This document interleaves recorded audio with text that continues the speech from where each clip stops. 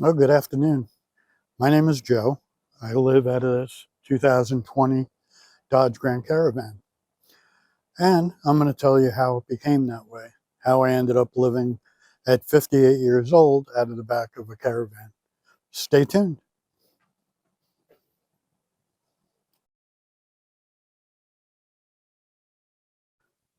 Well, hey, so if you end up liking, please subscribe, hit like, leave me a comment. And I think this needs a cup of coffee as I tell the story. So, 58 years old,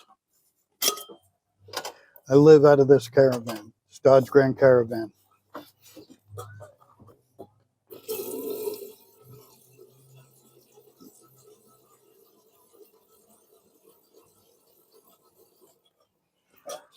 Do not think I don't work. I work a full-time job. I've been at the same job for 5 years, and I've steadily worked 90% of my life. So it's not for lack of work. I was married. I was married for 13 years. My wife ended up becoming fully disabled. I had to do everything for her. She couldn't really do very much on her own. I had to drive her around. I had to pick up after her. Yes, even take her to the bathroom and change her clothes. So I did, yes, everything for her. And through the course of those years, I did nothing for myself. Literally, I just went to work, came home. She needed something, I gave it to her. The only thing I didn't give her, I guess, was enough attention. But 3 hours a day traveling back and forth to work, working 8 hours, a job I wasn't particularly overly thrilled at. Is a desk job. Is a desk job. And she needed to go somewhere on the weekend. I was willing to take her. We eventually got her, or had to get her, a vehicle that was able to take her wheelchair without her getting out of it because she couldn't get out of the wheelchair anymore. Not saying I was a saint, believe me, not a saint. I'm not easy to live with. I'm not much into conversation. That's probably why so far I haven't gotten so many views on my thing. I just really don't know how to talk to people well. And the reason I'm doing this is hopefully I can get monetized and get out of this van. But like I said, I work full time, 40 hours a week, steady job. I have benefits. I'm not, for lack of a better term, a bum. But not everybody that lives in their vehicle is a bum. Some people do it by choice. Some people do it because they have to.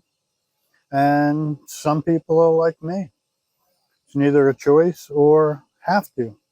I mean, I have alternatives. I make a paycheck, but living with somebody, meaning moving into somebody's house, is never a good idea. I tried it once, it blew up in my face. It turned out to be another person who needed, well, taken care of. She was older and a bit senile, so that lasted about a week, maybe 2 weeks, I don't remember. So back in my van.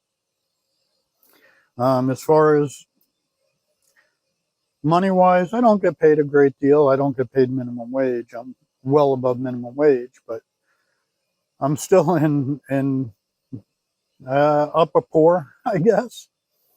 And I mean, there's perks with my job. I park. I park in. I park at my job. That's where I primarily park. I have access to the building, 24/7. So if I want to, which I don't, but if I want to go to the bathroom, I can go inside. If I want to use the microwave, go inside, make a coffee. But as you see, I don't. I do it in my van. I don't want to take advantage as long as I'm able to do something. I have a Jackery power bank that needs charge. So on the weekend, I go in there in the morning, once during the day, have a cup of coffee, charge my power bank, and back in the van, and try not to take advantage. That being said, at some point I did install cameras around the apartment.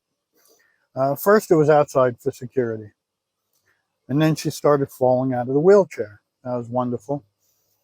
So I said, let me put some cameras inside. I got to make sure she's okay. And prior to her not being able to get up or get into bed by herself, I even put in the bedroom because I wanted to make sure she didn't fall out of her chair or fall out of bed getting out of the chair. So I did that. Yeah. And I put up the cameras, and I basically put up with her family, who generally despised me just because I had a mind of my own. The years went by, and she got more and more disabled. At the beginning, she wasn't. She was fine. She got in that car. Everything was fine in the beginning. She drove herself. She went where she wanted, did what she wanted. As the years rolled on, she became more and more disabled, and I became more and more of a caregiver than a spouse, and treated as such. But the commitment was there. I was married, so I'm gonna ride it out till the day I die. I figured that's fine. That's what I signed up for. Marriage. That's what marriage is. Marriage isn't when the times get tough, you ditch. Marriage is you hang out and you just keep hanging on and hanging on, no matter what. There is no getting out of that commitment in my eyes. Not that I'm religious or anything, so don't take this in a way, but you're basically making a commitment to God and to the other person, saying, you know, better or worse, sickness and health, better, richer or poorer, blah, blah. And I believe that. Anyway, years went on. She got more ill. I started taking her where she needed to go. I put cameras up around the house in case she fell. And one day I turned on the cameras. I'm checking on her because I'm trying to get a hold of her. I can't get a hold of her. I must have called 20 times. It started making me nervous. I wasn't big on checking the cameras if I didn't have to. Turned on the camera, and she was like in the kitchen, just sitting there in the kitchen in her chair on the phone. I said, okay. And as I was going for the button to disconnect, I hear her saying, "Oh, he is so wonderful." I'm thinking, well, yeah, I wouldn't say I'm wonderful. I'm a good guy, is what I'm thinking.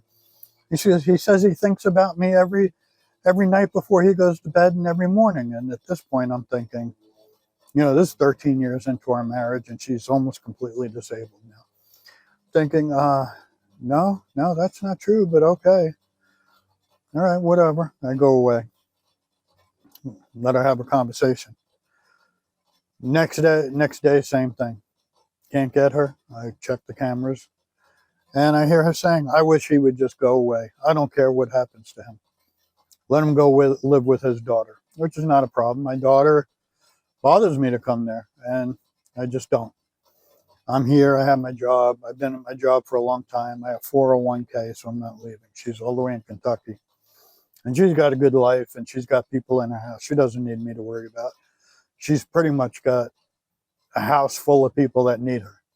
She doesn't need one more headache in her life. Although her husband's doing really well. Him and I used to work together, and he's doing far better than me, which I'm glad. Somebody's there to take care of her and can support her. And from working with him for years, he deserves everything he gets. He's doing really well. Anyway, enough about them.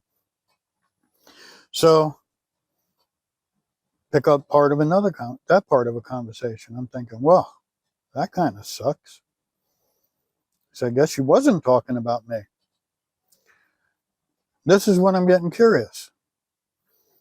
So I start looking through the camera logs, and then she's on her phone with her mom or her sister or somebody saying, "I'm just going to change the locks. I don't care.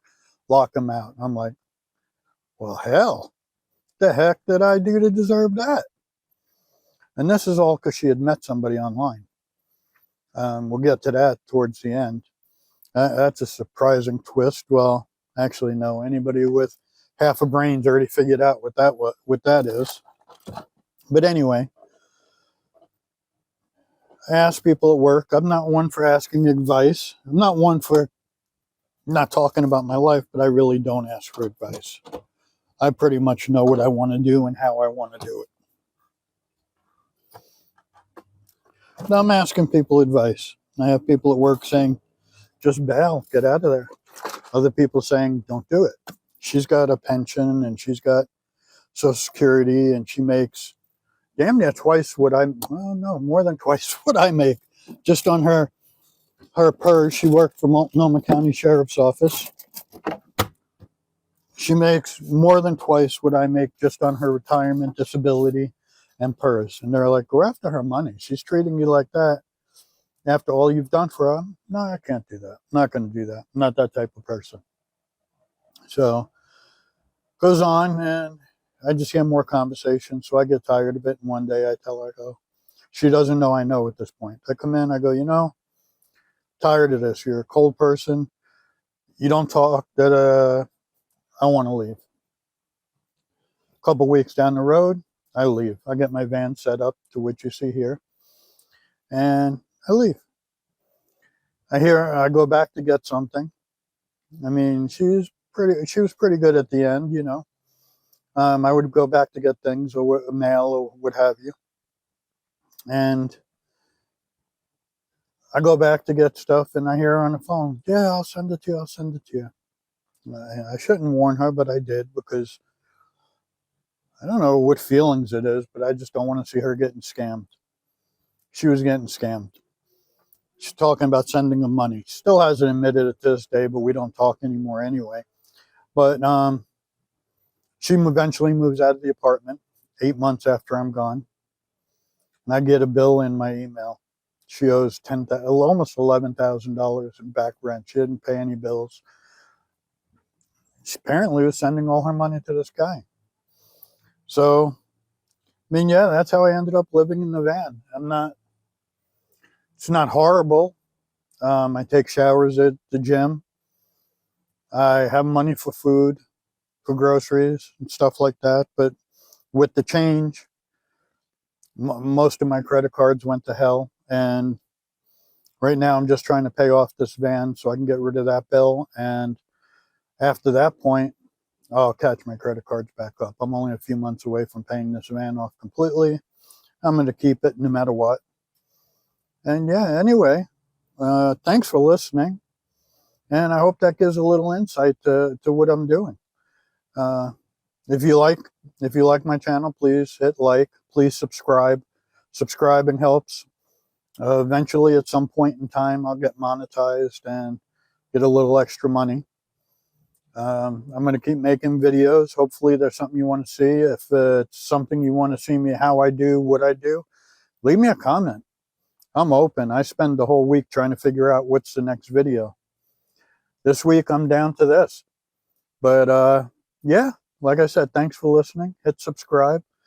Everybody, have yourselves a wonderful week. Bye-bye.